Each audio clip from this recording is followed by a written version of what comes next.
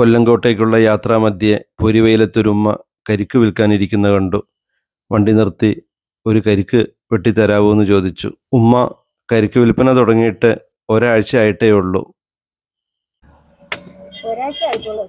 ആണോ? ഞാൻ വെട്ടാം. ആണോ?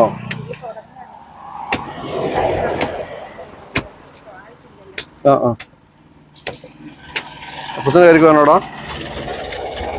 അപ്പോ വേണോ? വേണ്ട. സോ വേണ്ട.